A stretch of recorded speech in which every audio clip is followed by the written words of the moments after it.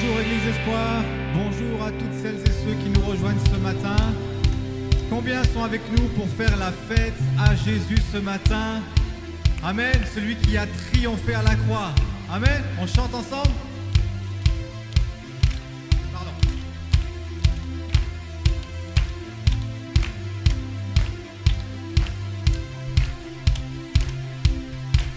Trésor du ciel, tu t'es dépouillé, laissant la gloire et l'éternité. Par amour, tu t'es donné. Source de vie et de sainteté, tes mains ont touché l'humanité. Ton amour s'est révélé. Tu as payé notre liberté, donné ta vie pour l'humanité. La voix de l'éternité, tu es roi. Chantons ta victoire, oh, on triomphe à la croix, oh, proclamons ta gloire, oh, Jésus, oh, célébrons nos rois, oh, célébrons dans la joie, oh, secourons nos rois, oh, Jésus. Bien au-delà de tes seins percés, bien au-delà de tes mains percées, ton amour nous a sauvés. Bien au-delà de la croix portée, face à la mort et notre péché, ton amour a triomphé. Tu as payé notre liberté, donné ta vie pour l'humanité, ouvert la voie de l'éternité. Tu es roi, chantons ta victoire, oh, on triomphe à la croix, oh, proclamons ta gloire, oh, Jésus, oh, célébrons nos rois, oh, célébrons dans la joie, oh,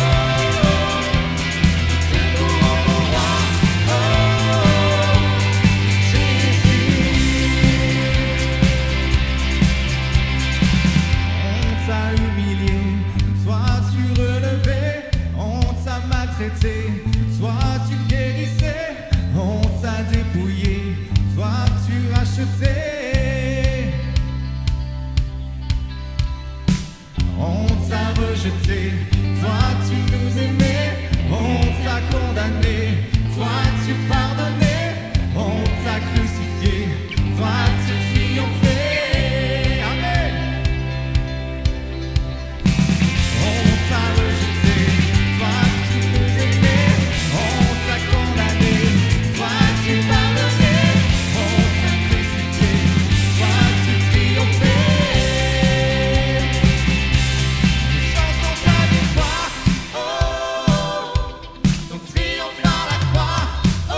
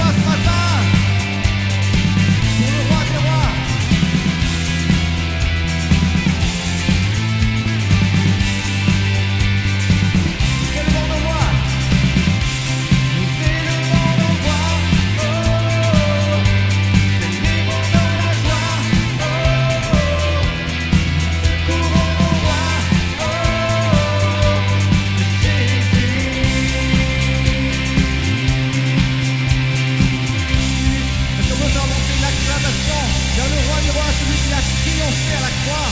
Alléluia. Sois le bienvenu, Jésus.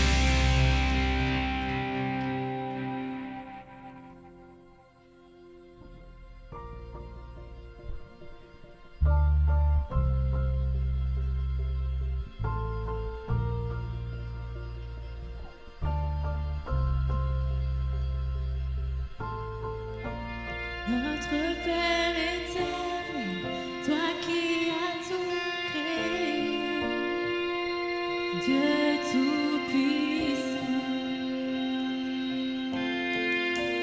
c'est par ton Saint-Esprit que Jésus fut conçu, Christ notre Sauveur.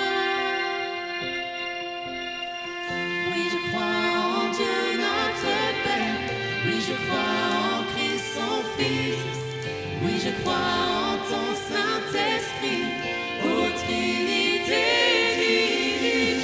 Oui, je crois à la résurrection, que nous vivrons à jamais. Car oui, je crois dans le nom de Jésus.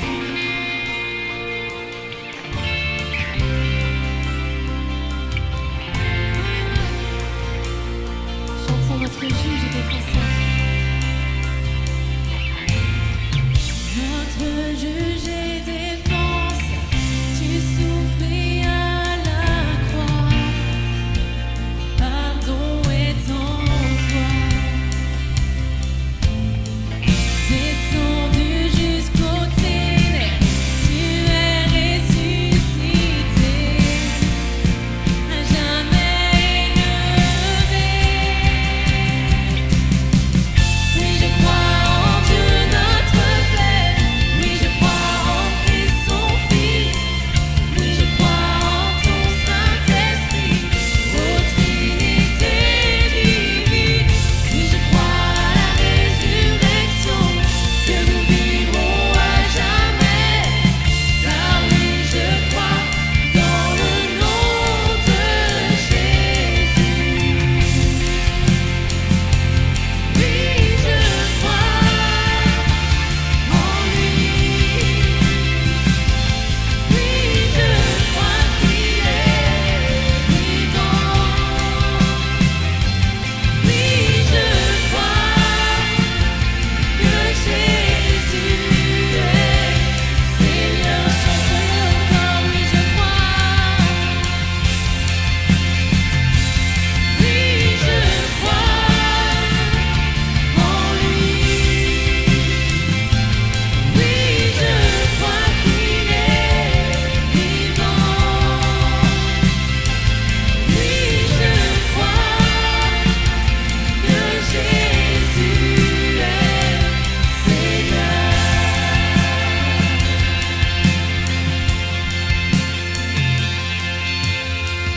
Oui, je crois en Dieu notre Père. Oui, je crois en Christ son Fils. Oui, je crois en ton Saint-Esprit, ô Trinité divine. Oui, je crois à la résurrection, que nous vivrons à jamais. Car oui, je crois dans le nom de Jésus. Oui, je crois en Dieu notre Père. Oui, je crois en Christ son Fils. Oui, je crois en ton Saint-Esprit, ô Trinité divine. Oui, je crois à la résurrection, que nous vivrons à jamais. Car oui, je crois dans le nom de Jésus. Car oui, je crois dans le nom. On le chante encore ensemble une dernière fois. Car oui, je crois dans le nom de Jésus. Oui, je crois en toi. Oui, je crois en tes promesses, Jésus. Ta fidélité certaine.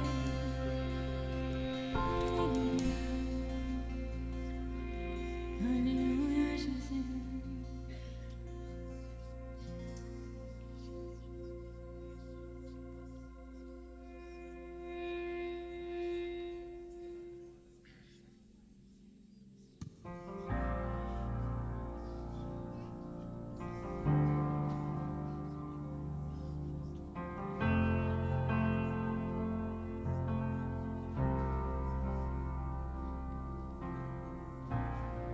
Oh, quelle paix dans ce moment, dans le calme de ta présence, quand le bruit faiblit et tu parles à mon âme. Tu as toute mon attention, fais-moi entendre ta voix, je ne veux rien manquer. Seigneur, mon cœur désire plus de toi, mon cœur recherche ta face, alors je cède à toi. Tout en moi est ému par ton amour, captivé par qui tu es. Conduis-moi à te connaître plus encore. Je veux m'approcher de toi, laisser mes peurs derrière moi. Seigneur, viens toucher ma vie à nouveau.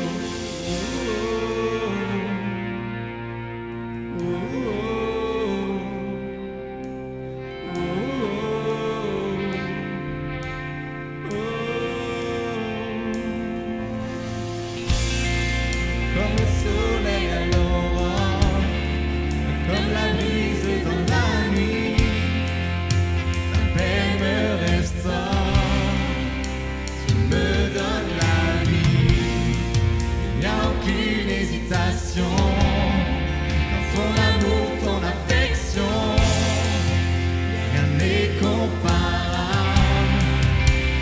Seigneur, mon cœur désire plus de toi, mon cœur recherche ta face, alors je cède à toi. Tout en moi est ému par ton amour, captivé par qui tu es. Conduis-moi à te connaître plus encore. Je veux m'approcher de toi, laisser mes peurs derrière moi. Seigneur, viens toucher ma vie à nouveau.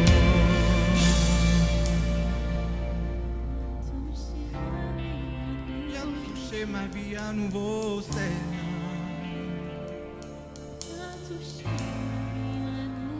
Psaume 92, verset 11. Il est écrit, c'est David qui parle, il dit: tu me donnes la force du buffle et je suis arrosé d'une huile fraîche. David parle d'une huile fraîche. Ça m'a fait penser à ce principe qui est le principe du royaume de Dieu, que de la manne. Il y avait une manne pour chaque jour. La manne d'hier, c'était la manne d'hier, je ne pouvais pas la manger le lendemain. Il y avait une manne fraîche pour aujourd'hui. Et David parle de cette huile fraîche. Et merci Seigneur pour les temps d'onction, les temps de bénédiction, vraiment les temps de déversement de l'esprit d'hier. Mais je crois qu'il y a une huile fraîche pour aujourd'hui. Et peut-être que certains d'entre vous, vous démarrez cette année 2026 avec quelque chose de compliqué, de lourd. Vous sentez que vous devez tirer et vous aspirez, comme on l'a chanté, à cette huile fraîche. Mon cœur désire plus de toi. Alors, on va faire quelque chose d'inhabituel ce matin. On va casser un peu les codes. Et avant qu'on proclame ensemble les paroles de ce pont, à toi j'ouvre mon cœur, tous ceux et celles qui ont besoin, qui ont soif et qui ont besoin de cette huile fraîche ce matin, qu'elle soit déversée sur vous, je vous invite symboliquement à quitter vos places et à venir sur le devant. Personne ne va prier pour vous, mais c'est une position physique, mais c'est quelque chose qui déclenche le spirituel. Tous ceux qui ont soif de cette huile fraîche, venez sur le devant maintenant. Et alors qu'on va commencer à proclamer ensemble, Seigneur, à toi j'ouvre mon cœur. Je crois que cette huile fraîche va se déverser aujourd'hui. Seigneur, à toi j'ouvre mon cœur à jamais. Fais ce que toi seul sais faire. Jésus, viens régner dans ma vie. Allez, comme une prière. À toi j'ouvre mon cœur, Seigneur.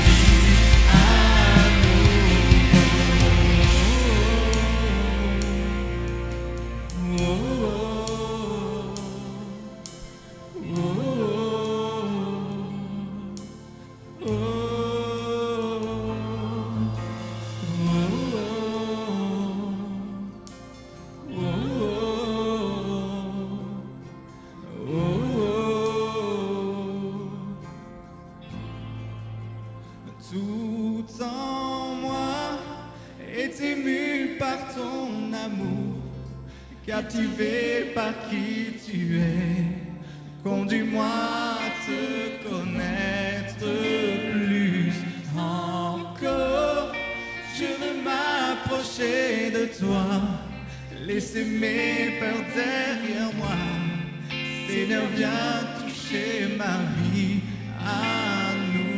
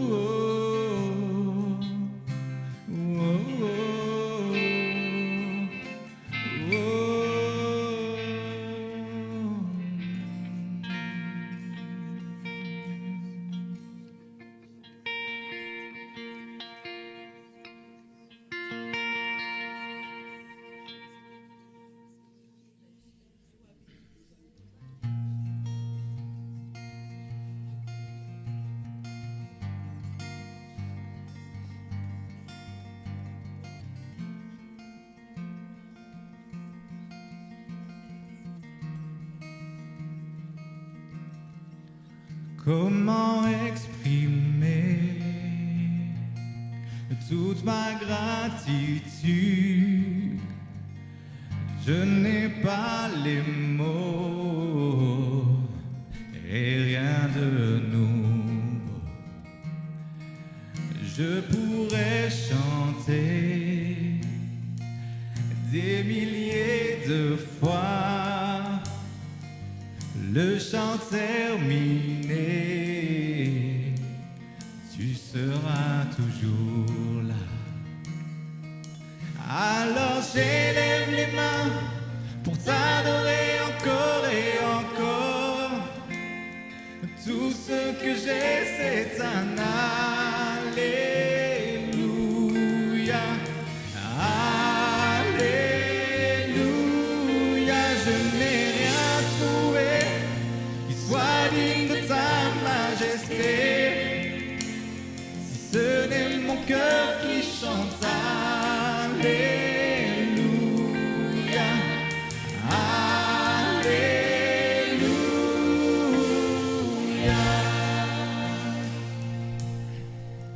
Je n'ai qu'une réponse, qu'une seule volonté, les bras vers le ciel. Je veux t'adorer. Alors j'élève les mains pour t'adorer encore et encore. Tout ce que j'ai, c'est un alléluia.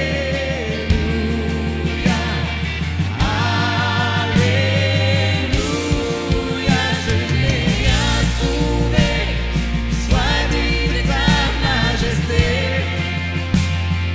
Ce n'est mon cœur qui chante alléluia.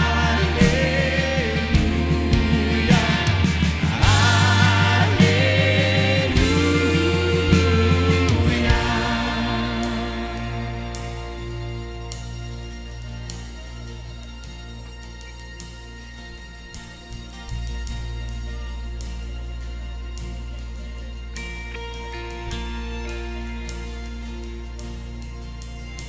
Oh, chante mon âme, ne sois pas timide, élève ta voix, car tu as un lion qui rugit en toi. Alléluia, le Seigneur. Oh, chante mon âme, ne sois pas timide, élève ta voix, car tu as un lion qui rugit en toi. Alléluia, Seigneur. Oh, oh. Chante mon âme, ne sois pas timide.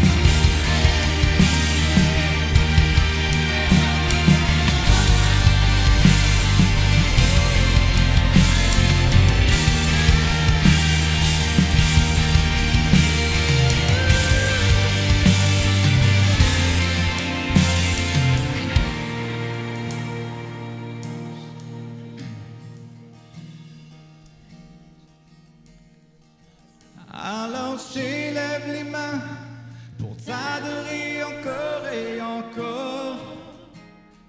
Tout ce que j'ai, c'est un Alléluia. Alléluia. Je n'ai rien trouvé qui soit digne de ta majesté. C'est seul est mon cœur qui chante Alléluia. Alléluia. Je lève les mains. Alors j'élève les mains pour t'adorer encore et encore.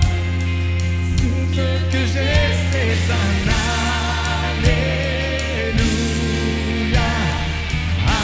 Alléluia. Je n'ai rien trouvé qui soit digne de ta majesté. Si seul est mon cœur qui chante Alléluia. Alléluia. Oh, toute la terre louera son nom. Nos cœurs s'écrient, tous chanteront. Dieu, tu es grand. Toute la terre louera son nom. Nos cœurs s'écrient, tous chanteront. Dieu, tu es grand.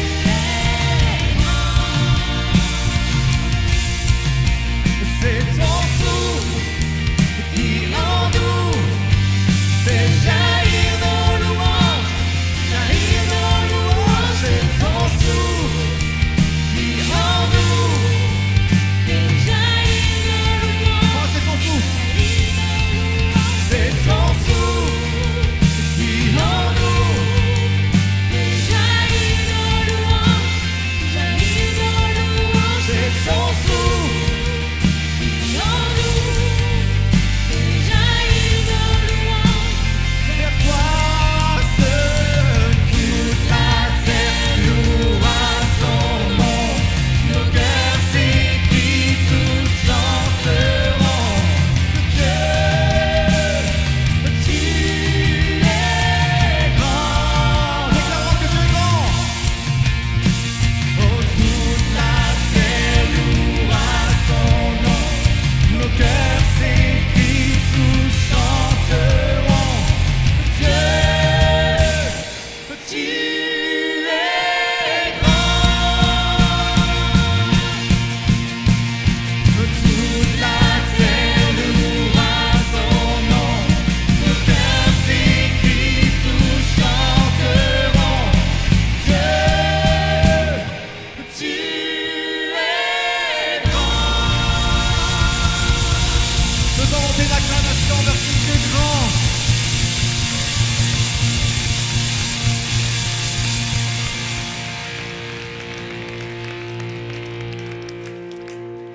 Amen.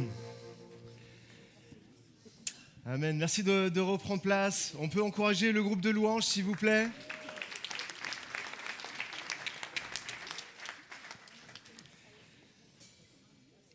Bienvenue à tous.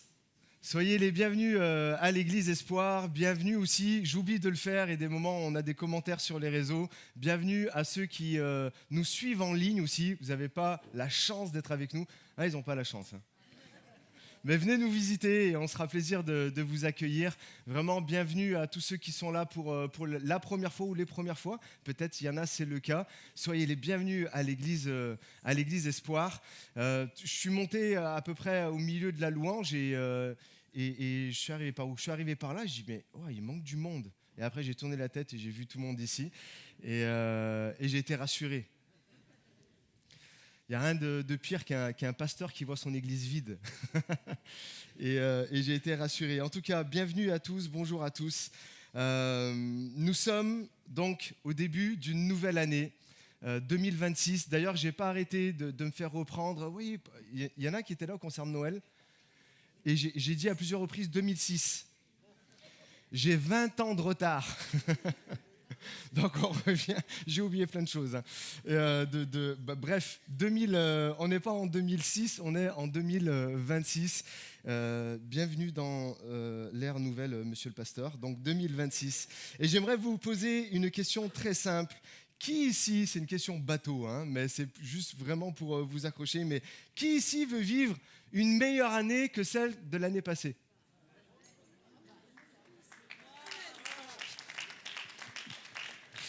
On veut tous vivre une meilleure année que l'année passée. Même si ton année, elle a été super, moi je t'encourage à vouloir vivre encore une meilleure année 2026. Il y en a, vous avez eu des années catastrophiques, vous avez eu une année catastrophique en 2025, et encore à plus forte raison, vraiment, moi je te souhaite vraiment une meilleure année 2026. Maintenant, j'ai une autre question encore plus importante. Qui veut vivre une année à un autre niveau avec Dieu? Avec Dieu. Quelque chose de significatif, de spirituel. Pour être franc, comme je disais la semaine dernière, en réalité, de passer du 31 décembre au 1er janvier, c'est juste une date sur un calendrier. C'est vrai, c'est juste ça. Mais moi, je pense que de faire un pas supplémentaire vers Dieu, c'est ça qui change réellement les choses. Et c'est de ça dont on va parler en fait ce matin. C'est de monter à un autre niveau avec Dieu. Mon titre ce matin du message, c'est l'appel à monter plus haut. Et je pourrais même dire l'appel à monter toujours plus haut. Vous êtes d'accord avec ça ?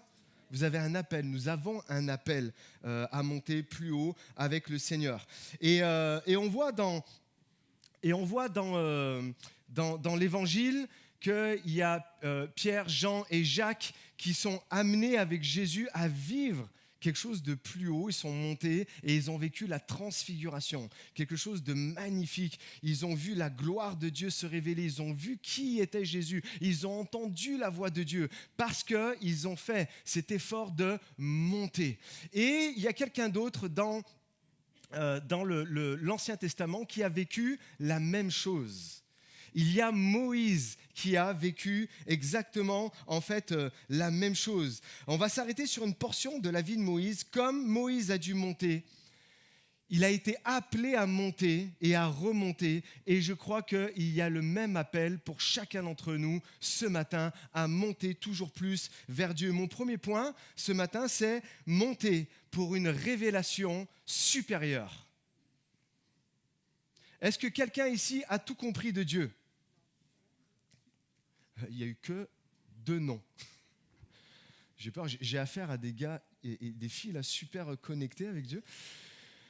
Est-ce que tout le monde a compris Dieu, tout ce qu'il voulait ? Est-ce que tout le monde a saisi l'appel qu'il y a sur Dieu ? Est-ce que tout le monde a saisi comment Dieu veut s'y prendre et tout ça ? Je ne pense pas. Et c'est pour ça que nous avons besoin de monter. Regardez ce qu'il est dit, Exode 24, 12, l'Éternel dit à Moïse, dites-le avec moi ce mot, monte vers moi sur la montagne et reste là. Et je te donnerai les tables de pierre, la loi et les commandements que j'ai écrits pour les enseigner. Et pourquoi Moïse donc a dû monter ? À ce moment-là, je vous remets un peu le contexte. À ce moment-là, Moïse avait vécu des choses incroyables à l'entendement humain. Il a vu son peuple être délivré. Il a vu un buisson ardent qui était là, qui brûlait, mais qui ne se consumait pas. Il avait déjà entendu la voix de Dieu. Il a vu les 10 plaies d'Égypte qui sont 10 choses miraculeuses en réalité. Il a vu tout ça. Il a vu la nuée. Il a vu à ce moment-là, avant que ce moment arrive, il a vu la mer Rouge s'ouvrir en 2 devant lui pour que le peuple traverse les pieds à sec, comme nous dit Exode un peu plus avant. Il a vécu toutes ces choses-là, en fait, Moïse, mais malgré tout cela, Dieu l'appelle à monter encore une fois. Et on va le voir après, et à même encore remonter. Pourquoi ? Parce qu'il y a toujours plus à connaître Dieu. On croit qu'on a vécu des choses et peut-être tu es là et tu as vécu plein de choses, tu as vécu des choses qui sont tellement belles, tellement fortes, même des miracles dans ta vie et pourtant Dieu ne veut pas que tu t'arrêtes là. Il a encore une révélation supérieure pour toi. Ce que tu as expérimenté hier ne suffit pas pour ce que Dieu veut faire pour toi aujourd'hui, pour ce que Dieu veut faire pour toi demain et les semaines et les mois et les années qui arrivent s'il nous prête vie. L'expérience en fait, il y a une expérience qui est là et qui doit être faite au sommet. Une expérience au sommet, un face-à-face avec Dieu, où il nous appelle à plusieurs saisons de nos vies à monter et à remonter pour vivre une expérience au sommet. Est-ce qu'il y en a qui ont envie de vivre une expérience au sommet encore aujourd'hui? Regardez ce qu'il est dit. L'expérience au sommet, du sommet, un face-à-face avec Dieu. Donc, Moïse, dites-le avec moi, monta sur la montagne qui fut recouverte par la nuée. La gloire de l'Éternel reposa sur le mont Sinaï et la nuée le recouvrit pendant 6 jours. Le 7e jour, l'Éternel appela Moïse du milieu de la nuée. La gloire de l'Éternel avait l'apparence d'un feu dévorant au sommet de la montagne, aux yeux des Israélites, entre parenthèses qui étaient plus bas. Moïse pénétra au milieu de la nuée et, dites-le avec moi, continua de gravir la montagne. Il y resta 40 jours et 40 nuits. Moïse monte et la gloire de Dieu descend sur la montagne sous forme d'une nuée, sous la forme comme on vient de dire, d'un feu dévorant. Imaginez la scène avec moi. Regardez ici. Imaginez un peu la scène. Je sais, vous avez vu les films, vous avez vu les dessins animés, vous avez même vu les comédies musicales, tout ça sur Moïse, mais juste imaginez-le dans votre tête. Parce que des images, des moments nous réduisent comment ça peut se passer. Imaginez-vous au sommet d'une montagne. Il y en a qui ont déjà fait de la randonnée ici?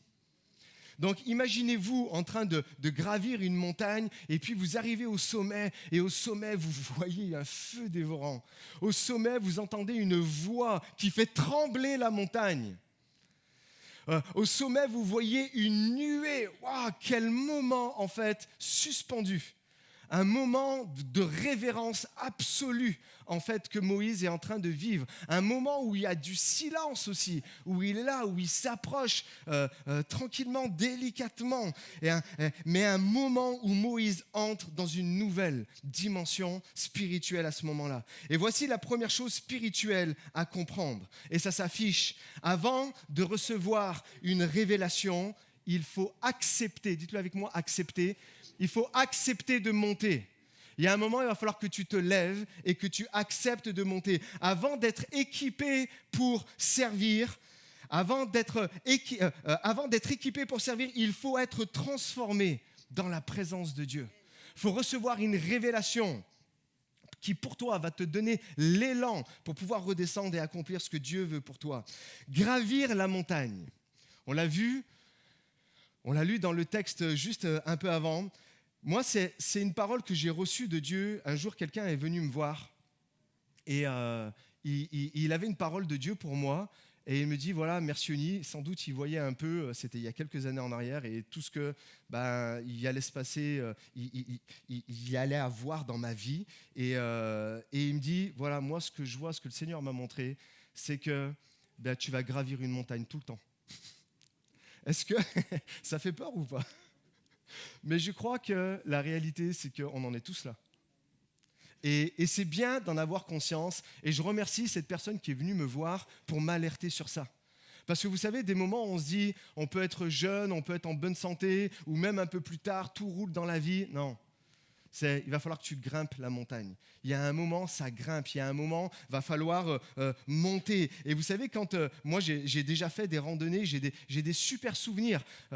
Des randonnées au niveau, dans mon enfance, des randonnées un peu plus récemment, les années passées, avec mon frère, avec nos fils, où on est là, on monte pendant toute une journée. C'est des montées comme ça. Ou avec le conseil pastoral, il y a quelques temps en arrière aussi, on monte, il y a des rochers à gravir. C'est dur, c'est physique. C'est vrai ou pas?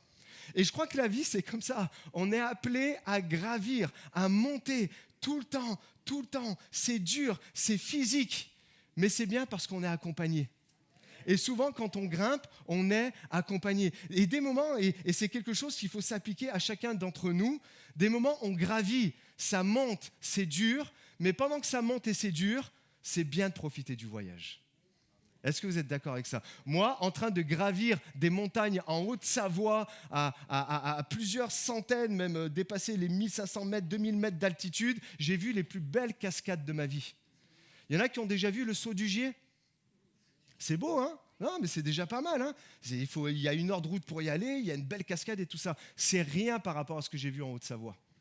Et il y a d'autres cascades encore plus grandes dans le monde. Et j'ai vu ça, et j'ai profité de ça, de voir des cascades juste exceptionnelles. J'ai vu des animaux que je ne peux même pas voir dans la vie de tous les jours ou dans un zoo.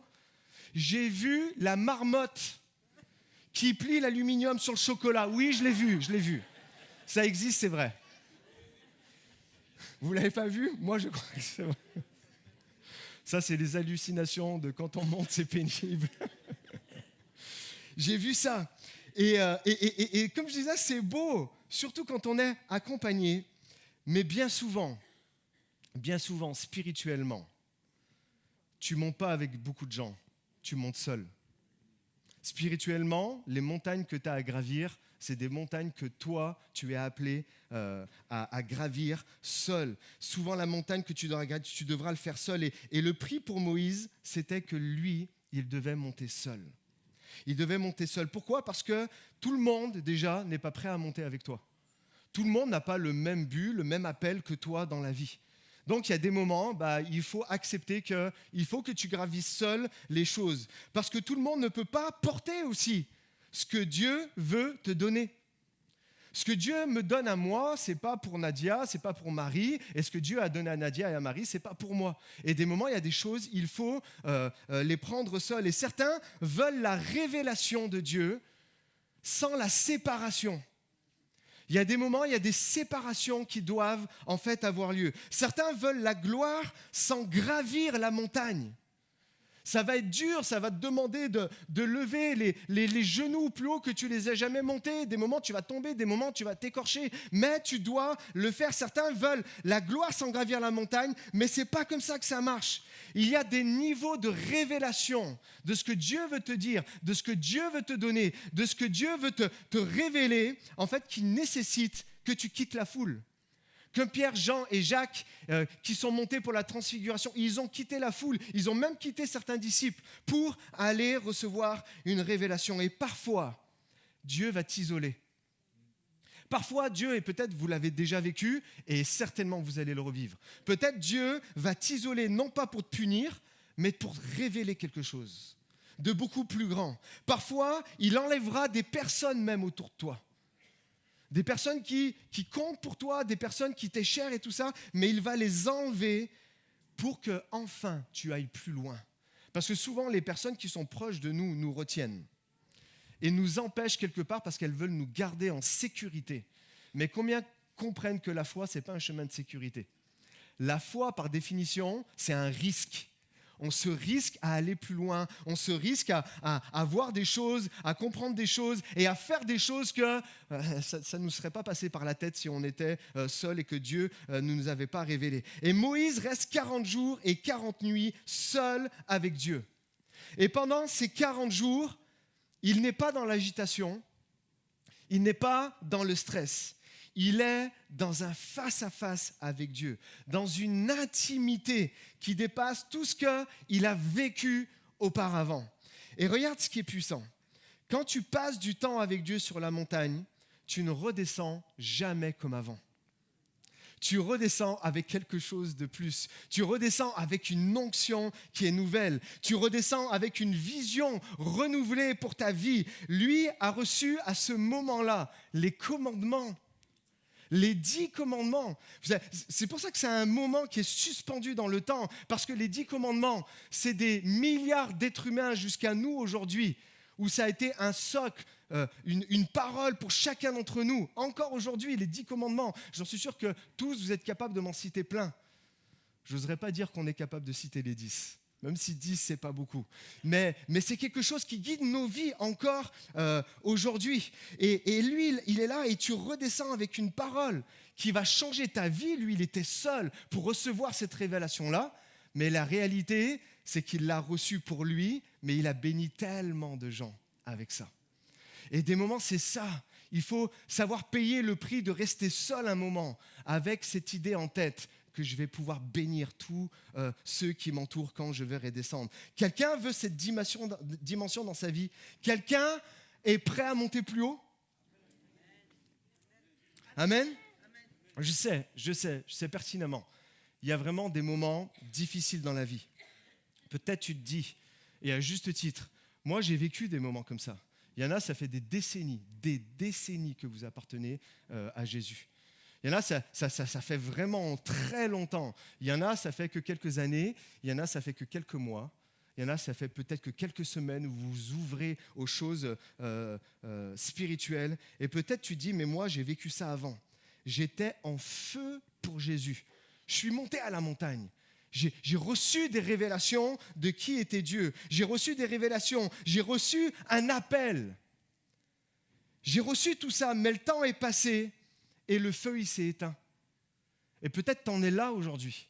Peut-être t'en es là aujourd'hui où tu as reçu toutes ces choses-là. Tu as vécu la présence de Dieu tellement forte, où tu es tombé à genoux, les larmes ont coulé. Tu avais le cœur débordant, rempli d'amour, de joie et de grâce. Tu as reçu toutes ces choses-là. Tu as reçu un appel, mais le temps est passé, le feu s'est éteint. Et ça ne s'est pas passé comme prévu pour toi. Et aujourd'hui, tu te dis, j'ai l'impression que j'ai tout loupé.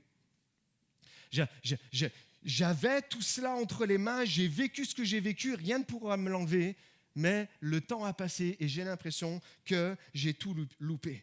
Et si tu es dans cette situation-là, laisse-moi aller plus loin dans le parcours de l'ascension de Moïse. Et c'est pour ça que je faisais allusion, mon deuxième point, c'est remonte. Remonte sur la montagne. Pourquoi? Parce que Dieu t'y attend à nouveau.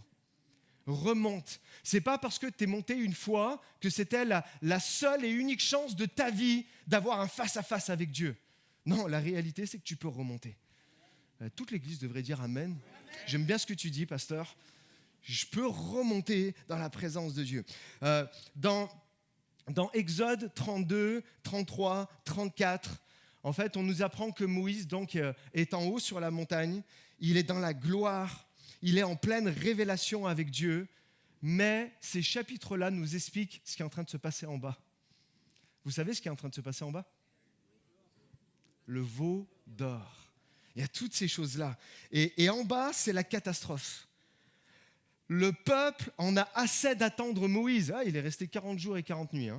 Donc on ne sait pas à quel jour là ils ont commencé à manquer d'impatience, mais on sait qu'ils en ont marre d'attendre et ils construisent un veau d'or. Ils retournent à l'idolâtrie. Parce que la réalité, c'est que même si c'était le peuple de Dieu, en Égypte, l'Égypte, vous le savez, on en a déjà parlé, avait vraiment gagné leur cœur aussi. Et donc, ils étaient dans l'idolâtrie, dans toutes sortes de choses, et ils commencent à prendre les bijoux en or, ils commencent à prendre toutes les choses en or, et ils demandent à Aaron, le grand frère de Moïse, de construire un veau d'or. Et là, ils se prosternent, ils vouent un culte à ce veau d'or. Et tout l'or, vous le savez, c'est les bénédictions que Dieu leur avait données. Et ils en ont fait ça. Et là, il y a un gros contraste. Il y a vraiment un gros contraste que peut-être, certainement, tu vis ou tu as vécu. D'un côté, il y a le feu sur la montagne.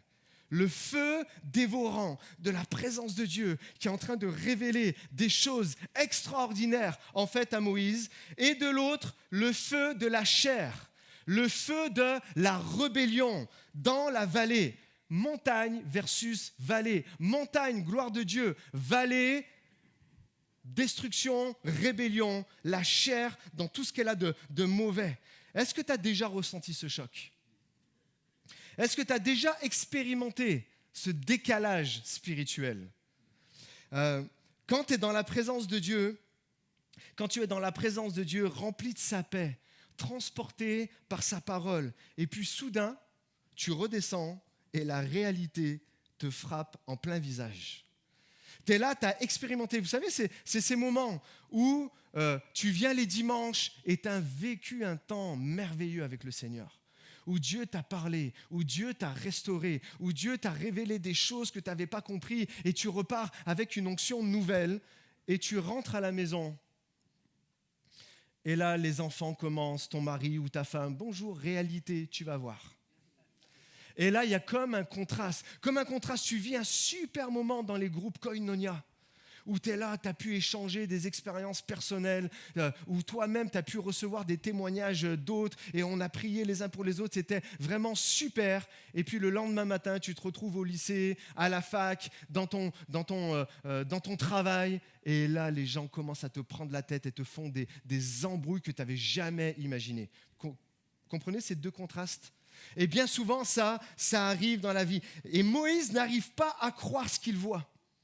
Il vient de passer un temps suspendu avec Dieu, où Dieu lui donne une révélation, les 10 commandements, comment aimer Dieu, comment aimer les gens.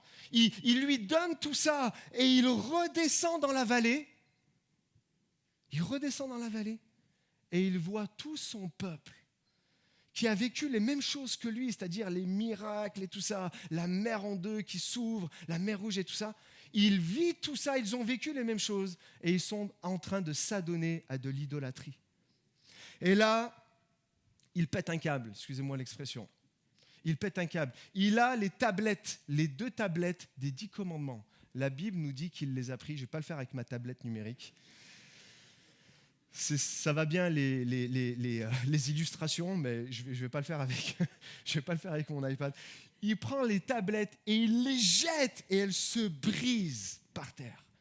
Il est dans un moment de colère. Il est indigné par ce qui est en train de se passer, indigné parce que le peuple est en train de faire. Et il prend les tables de pierre, il les jette, la révélation de Dieu pour lui et pour son peuple. Et elle tombe à terre et elle se brise. Je veux parler à quelqu'un ce matin.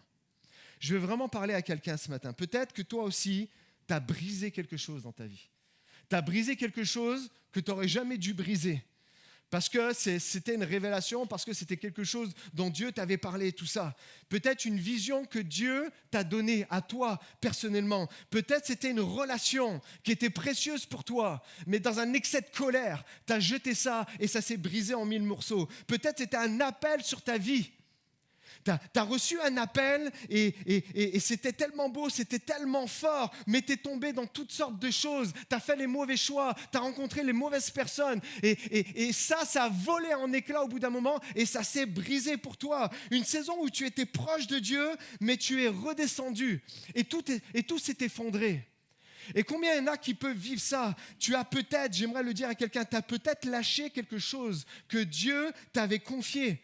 Peut-être une personne, une relation dans ta famille, un ami, etc. Tu as peut-être abandonné une promesse et tu l'as laissé tomber à terre. Tu as peut-être perdu l'onction que Dieu en fait t'avait donnée et tu l'as laissé s'écraser à terre et se briser en 1000 morceaux. Mais j'aimerais dire à quelqu'un ce matin et même à plusieurs, la grâce de Dieu est plus grande que ta faute. La grâce de Dieu est plus grande que ta colère. La grâce de Dieu est plus grande que ça. Elle dépasse tout ça. Là où le péché a abondé, la grâce surabonde. Et c'est bien, vous applaudissez. Mais je vais vous expliquer en fait la suite. J'aimerais dire, Dieu te dit de remonter parce qu'il n'en a pas fini avec toi malgré que tu as brisé toutes ces choses-là. Et quelqu'un a besoin de l'entendre. Regardez, Exode 34, versets 1 et 2. Taille, donc on est après qu'il ait brisé les tables. Taille 2 tables de pierre comme les premières. Et j'écrirai dessus les paroles qui étaient sur les premières. Sois prêt dès le matin et monte dès le matin sur le mont Sinaï. Voilà comment Dieu procède quand on reste en fait avec lui. Regarde ce que Dieu fait. Il ne condamne pas, vous pouvez lire, il ne condamne pas Moïse en fait pour avoir brisé les premières tables. Il ne dit pas, t'as tout gâché, c'est fini. Ça, je te l'avais donné, c'était pour toi, c'était pour le peuple d'Israël et c'était pour toutes les générations jusqu'à nous aujourd'hui. C'était pour eux que j'avais donné et maintenant à cause de toi, c'est fini. Non, il lui dit pas ça. Il lui dit, remonte, j'en ai pas fini avec toi. Remonte, j'en ai pas fini avec toi. Littéralement, il lui dit, remonte, et il y en a qui ont besoin d'entendre ça, je vais réécrire ton histoire. Peut-être t'as commencé ta vie, et puis c'était pas facile, et Jésus est venu écrire une nouvelle histoire sur ta vie. On le voit quand on baptise des gens, il y a un avant et un après Jésus. Et pourtant, même après Jésus, force est de constater, et moi aussi ça m'arrive, on gâche tout.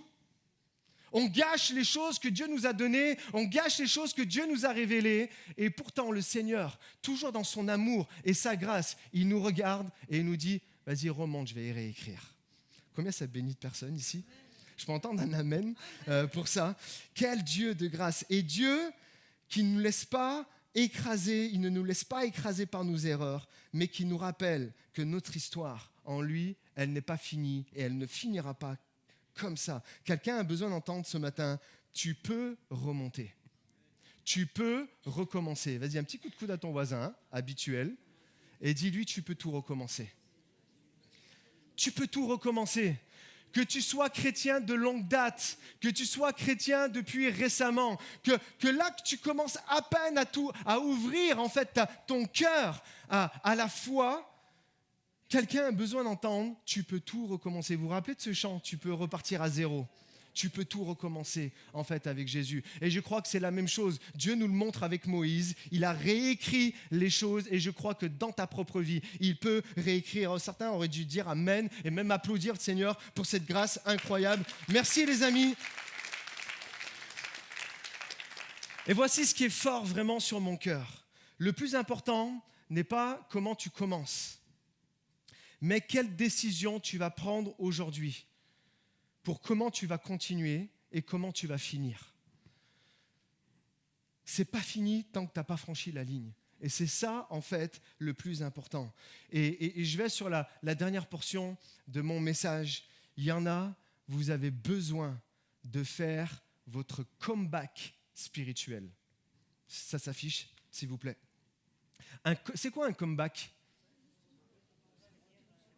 Je sais, je vais le dire pour les plus âgés ou ceux qui ne parlent pas anglais, c'est un retour. Vous savez, vous n'avez jamais entendu ça, ces expressions d'artistes. On n'en a pas entendu parler pendant des années et d'un coup, on voit les grosses couvertures de magazines ou sur les réseaux. Ils ont fait leur comeback, ils sont revenus avec force et tout ça. Je crois qu'il y en a ici, vous êtes appelés à faire un comeback spirituel. Vous êtes appelés à faire un retour. Ça fait trop longtemps que tu te caches. Ça fait trop longtemps que tu es là à marmonner les mêmes choses. Dieu t'appelle, il dit remonte, je vais réécrire. Remonte, ton histoire, elle n'est pas finie. Tu as besoin, c'est une belle image, tu as besoin de remonter sur scène là. Tu as besoin ça parle aux jeunes, tu as besoin de rentrer à nouveau dans le game. C'est pas fini. Tu avais perdu ta partie sur FIFA. Remonte, fais une partie de plus. Comprenez ce que je veux dire ? Tu as besoin de faire un comeback spirituel, un retour. Quelqu'un ici a besoin de ça. Peut-être que tu t'es éloigné, peut-être que tu as perdu ta passion, peut-être que tu as perdu ta mission, peut-être que tu as laissé le découragement comme t'étouffer, t'enterrer. Mais Dieu ne te disqualifie pas à cause de ta faute. Il te qualifie à cause de son cœur, qui il est. Ce qu'il veut pour toi. Qu'est-ce qu'il veut pour nous, le Seigneur ? Il veut qu'on ait la vie en abondance. Il veut qu'on relève la tête. Il veut qu'on marche. Il veut qu'on gagne du terrain. Et dites amen à n'importe quel moment, parce que je vais m'écrouler là. C'est ça qu'il veut, le Seigneur. Pour chacun, en fait, d'entre nous. Il ne bâtit pas sur ta perfection. Il bâtit à partir de ta repentance et de la faim que tu vas avoir pour lui. La soif que tu vas avoir pour sa présence. C'est pour ça qu'il y a un appel à monter, à remonter, et à même, j'aimerais dire, à remonter. Il n'y a pas de disqualification pour toutes les personnes qui ont faim, pour toutes les personnes qui viennent avec repentance, qui ont ce désir de changer et d'aller plus loin. Il y a quelque chose de nouveau pour toi. Il y a une bénédiction à aller chercher. Écoute-moi bien, Dieu bâtit sur des ruines. La Bible nous l'enseigne, il prend ce qui est brisé, il le restaure, il prend ce qui est tombé et il le relève, il prend ce qui semble être perdu et avec il amène la victoire. C'est ce que la Bible nous dit de A à Z, Moïse est remonté. Et cette fois, il n'est pas redescendu simplement avec des tables de pierre. La Bible nous dit que oui, Dieu a réécrit les 10 commandements, d'accord, sur ces tables de pierre que Moïse a dû retailler, mais il est redescendu avec un éclat de la gloire de Dieu sur son visage. C'est comme la première fois Dieu écrit les commandements. Et la deuxième fois, non seulement il réécrit, mais Moïse est inondé de la gloire de Dieu. Avec comment je peux dire, sourire, on parlait avec Willy tout à l'heure. Et vous savez, dans le film de Moïse, on voit qu'il monte, il est brun, il redescend, il a les cheveux blancs. C'est la gloire de Dieu. D'accord ? Et on se disait, on a plein de poils blancs sur la barbe qui commencent à apparaître. C'est parce qu'on voit la gloire de Dieu. Si c'est ça, que ce soit tout blanc. Il n'y a pas de souci. Vous êtes d'accord avec ça ? Il y en a, ils veulent faire des couleurs. Faites pas de couleurs. C'est la preuve que vous vivez la gloire de Dieu. Non, c'est n'importe quoi ce que je raconte. C'est comme les marmottes. Mais en tout cas, il est redescendu avec un éclat de la gloire de Dieu sur son visage. Ou même, il nous est dit après qu'il était obligé de se couvrir la tête tellement il rayonnait. C'est pas extraordinaire. Et pourtant, c'est après qu'il ait brisé les tables. C'est pour ça que lorsque tu montes, lorsque tu remontes, lorsque tu remontes, n'hésite pas à le faire, parce qu'il y a quelque chose encore de plus fort, en fait, qui t'attend. Je vais témoigner, je vais apporter un témoignage, peut-être, c'est sûr, il y en a plein, vous le connaissez, j'ai déjà parlé de lui, d'expériences qu'il a pu vivre et tout ça, mais d'un homme qui s'appelle Smith Wigglesworth. J'ai pas parlé en langue, hein, c'est son nom, et j'ai réussi à le dire, je suis content. Et en fait, c'était un évangéliste du XXe siècle. Un évangéliste très connu dans le milieu protestant, dans le milieu évangélique. Comment ça s'appelle déjà ? L'armée du salut. Il faisait beaucoup de campagnes avec l'armée du salut en Angleterre. Et il est connu pour un ministère de guérison, il est connu pour un ministère de miracles. Il servait Dieu, il prêchait et il voyait les gens être sauvés, il voyait les gens être guéris miraculeusement. Mais, il ne voyait pas justement les gens être guéris et tout ça. Il n'avait pas encore vécu, expérimenté une dimension supérieure. Il y en a qui commencent à le dire, ils connaissent l'histoire. Jusqu'au jour où il reçoit une révélation qui a bouleversé sa vie. À la base, c'était, on va dire, un chrétien ordinaire.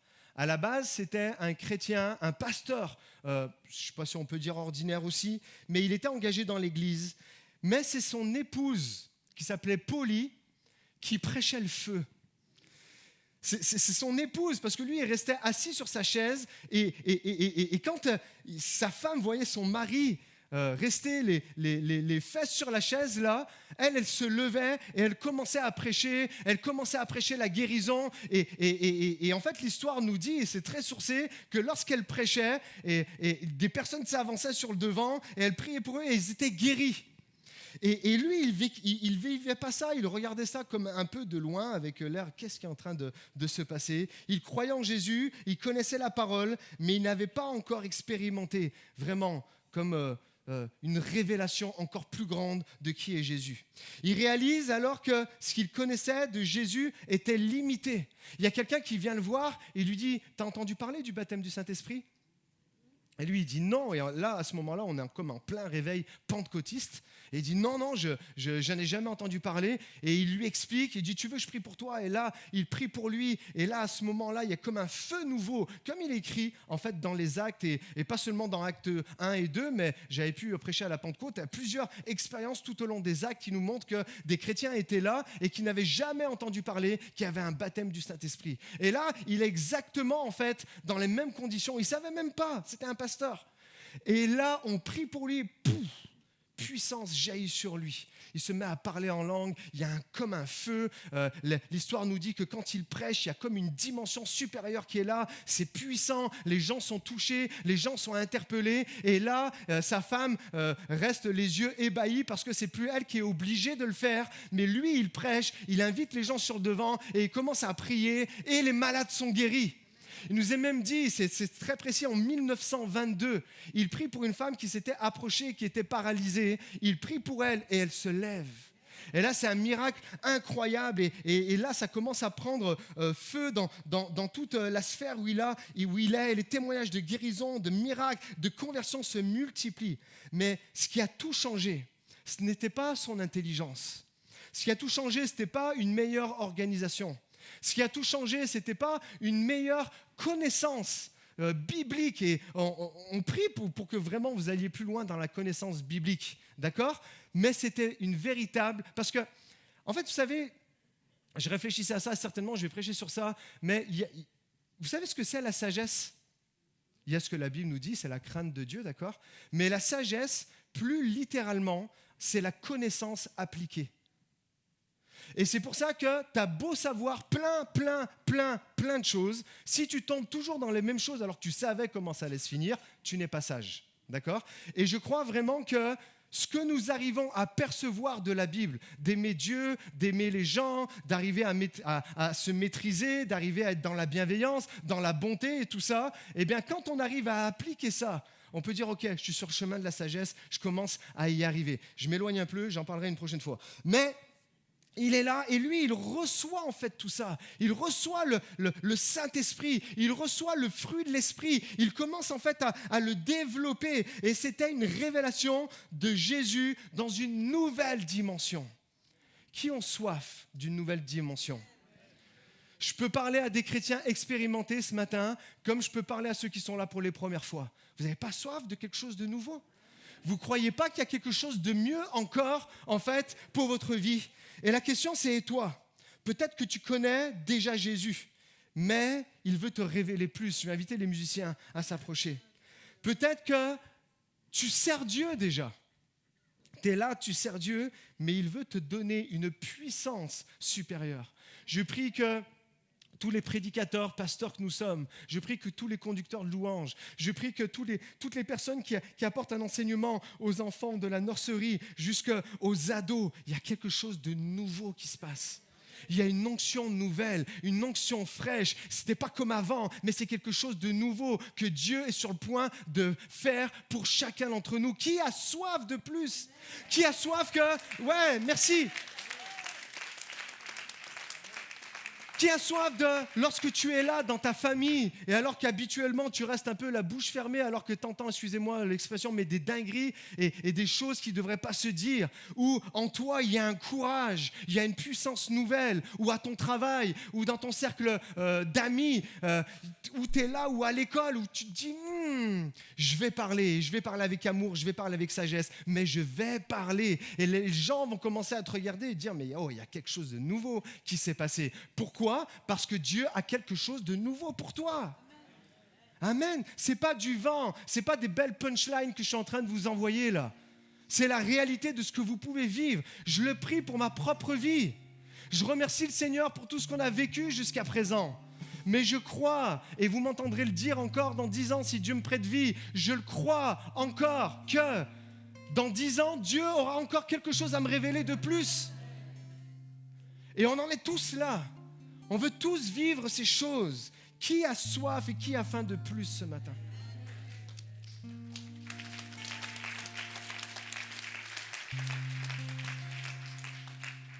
Ma parole peut-être va être très dure là sur ce que je vais dire. Mais peut-être vous avez besoin d'un électrochoc. Si tu veux d'un Jésus de surface, reste en bas. Reste en bas. Qu'est-ce que tu veux que je te dise? Des moments, moi, j'ai souvent... Les gens me parlent, ils me racontent des choses, et puis, qu'est-ce que tu veux que je te dise? Et il y a des moments, on en est là. Qu'est-ce que vous voulez que je vous dise? Est-ce qu'on est appelé à venir les dimanches matins, et puis à repartir, et puis dans la semaine, ça ne reflète pas du tout nos convictions, ce que nous sommes en train de vivre, et puis on revient le dimanche, et puis on repart. Qu'est-ce que tu veux que je te dise? Tu veux un Jésus de surface? Tu veux une petite vie qui ronronne? Qu'est-ce que tu veux que je te dise? Bah si, j'ai quelque chose à dire. Monte, remonte, gravis seul s'il le faut, avec d'autres si tu es accompagné, c'est bien, mais ce n'est pas tout le temps la réalité. Monte, remonte, remonte, autant de fois que tu en as besoin pour recevoir une révélation plus grande, pour recevoir une onction fraîche, pour recevoir la guérison dont tu as besoin, pour recevoir la direction dont tu as besoin. Monte, remonte, remonte. Il y a quelque chose de plus grand là-haut qui t'attend. Et que lorsque tu vas le recevoir et que tu vas redescendre, tu vas pouvoir bénir les autres. Je crois vraiment que la vie, c'est ça. C'est cet homme qui est venu me voir et me dit « Mercioni, je t'ai vu gravir toute ta vie. » Je crois qu'on en est là. Je crois qu'on est appelé à gravir chaque jour de notre vie. Et des moments, Dieu permet qu'on redescende un peu, qu'on redistribue un peu ce qu'on a reçu. Et puis hop, on reprend le chemin et on essaie de monter le plus haut qu'on peut. Et à chaque fois qu'on a gravi la montagne, c'est des choses incroyables qu'on voit.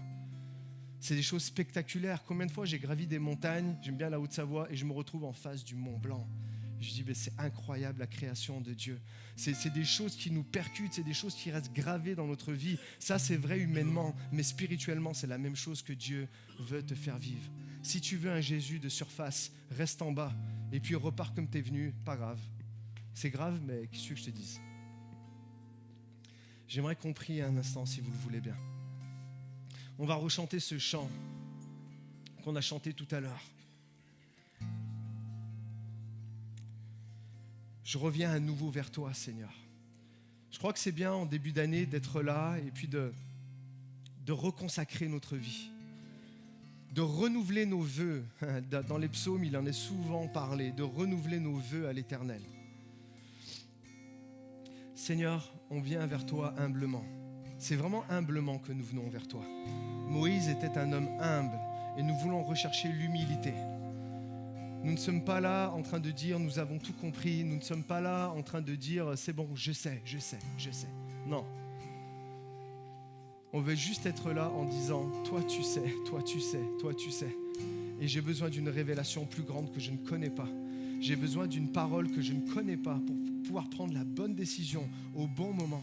J'ai besoin de recevoir cette parole de guérison alors que je la cherche à droite et à gauche qui va m'aider à guérir de ce que j'ai pu vivre dans le passé. Toi, tu sais, moi, je ne sais pas. Je viens avec humilité, Seigneur. Je te prie, Seigneur, pour chaque personne ici, vraiment que ça me met des frissons juste à l'idée de penser qu'il y en a qui voudraient un Jésus de surface. Une petite vie chrétienne bien rangée, je viens les dimanches, je suis bien habillé, et puis la semaine, on fait ce qu'on veut.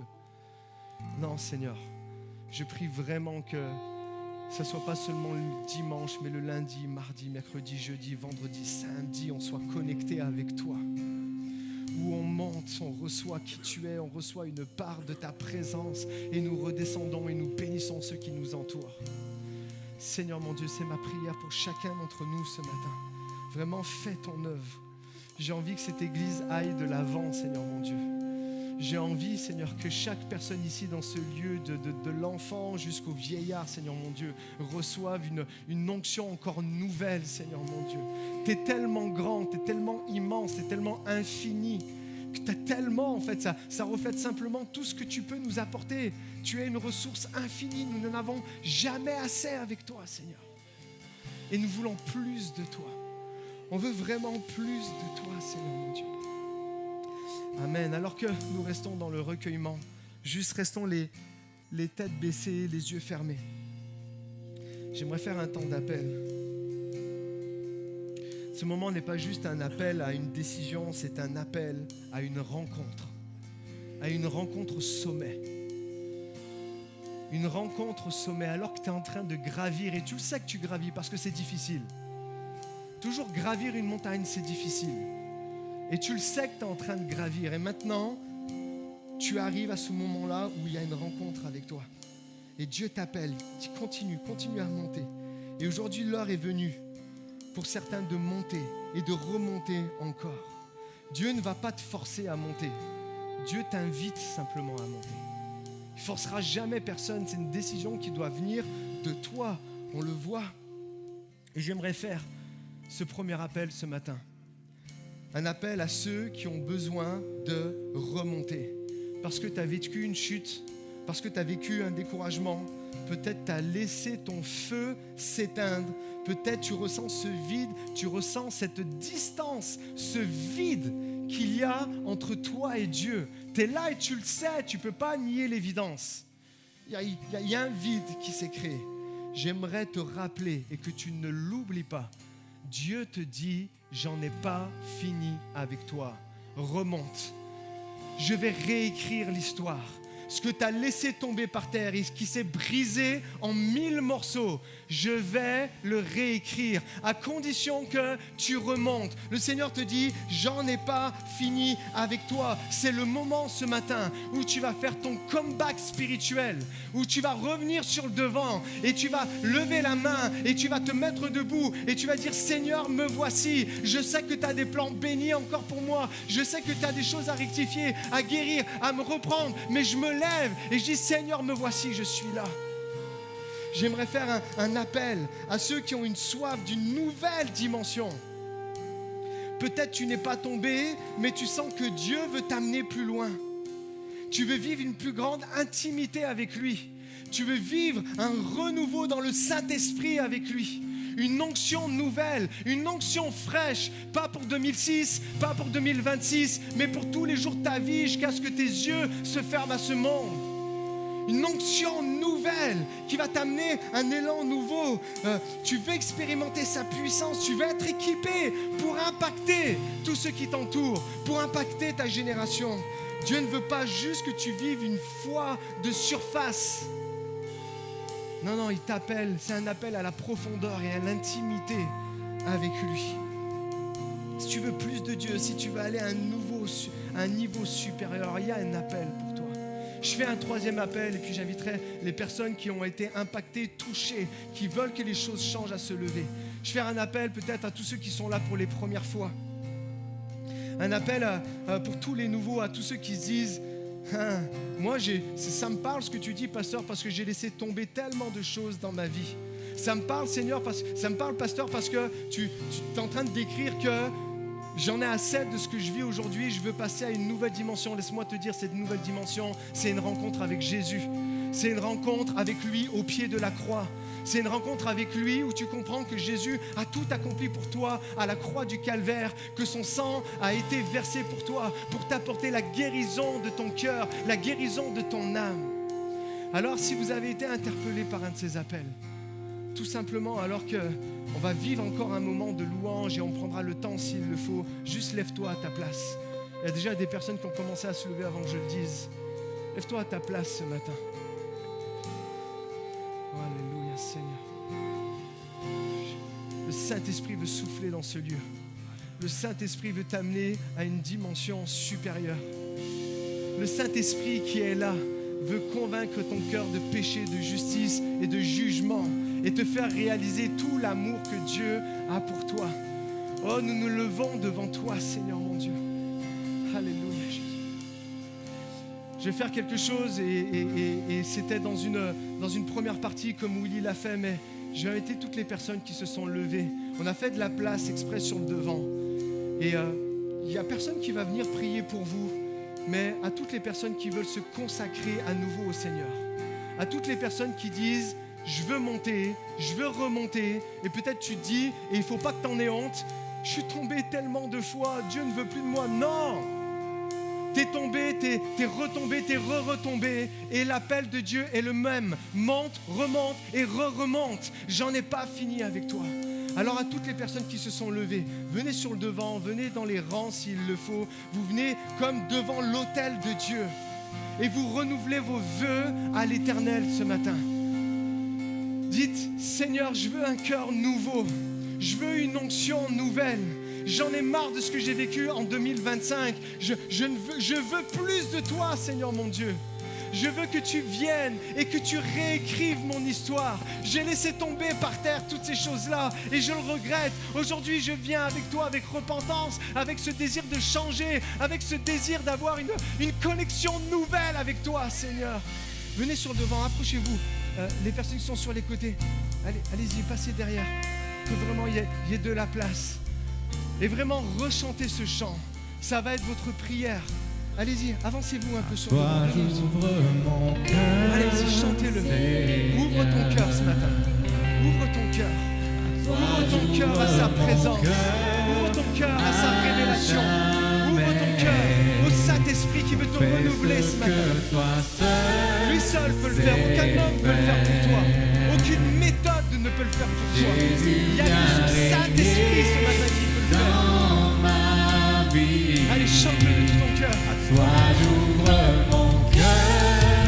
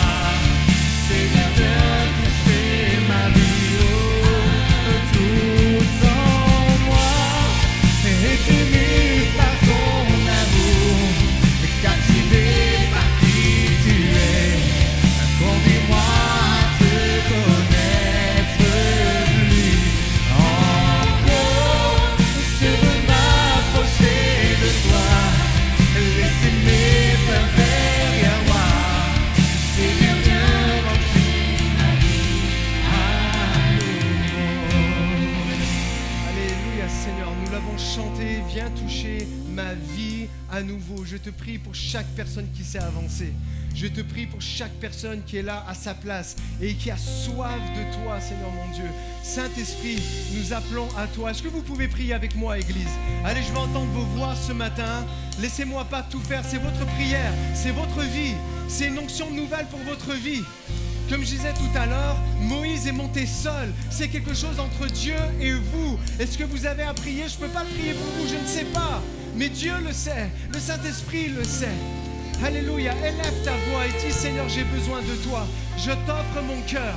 Je t'offre mon cœur peut-être à nouveau. Je renouvelle mes vœux, les vœux de t'aimer, les vœux de t'adorer chaque jour de ma vie, les vœux de t'obéir chaque jour de ma vie, les vœux de te servir, de servir ta cause, de servir ton royaume, de servir ton épouse qui est l'Église. Oh, reconsacre-toi à l'Éternel ce matin. Reconsacre-toi à Dieu. Et alors que tu élèves ta voix, alors que tu élèves les mains, le Saint-Esprit vient, le Saint-Esprit descend, le Saint-Esprit rallume le feu en toi. Rallume le feu, Saint-Esprit, dans cette église.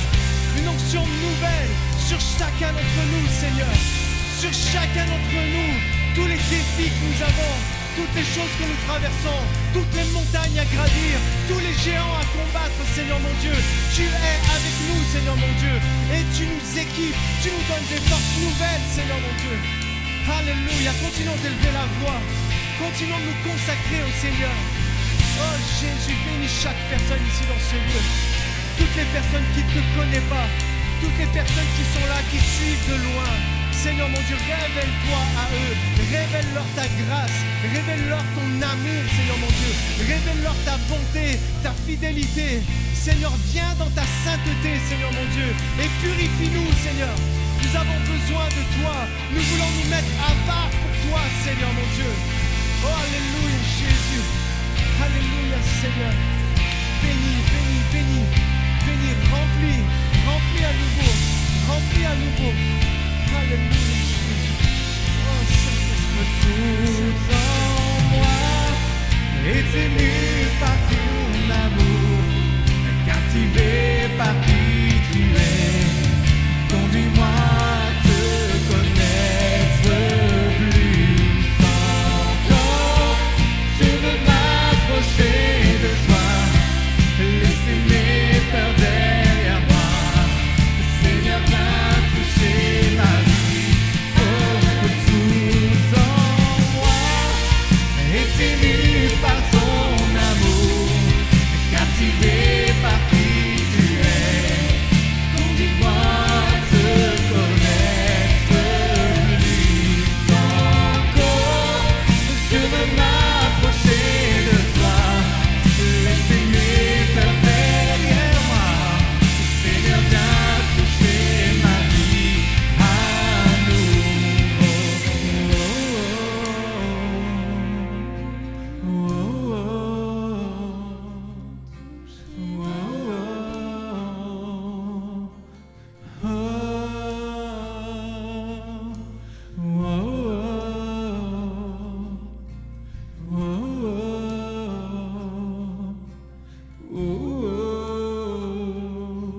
Dernière fois, tout en moi. Tout en moi est ému par ton amour, captivé par qui tu es. Conduis-moi à te connaître plus encore. Je veux m'approcher de toi, laisser mes peurs derrière moi. Seigneur, viens toucher ma vie à nouveau.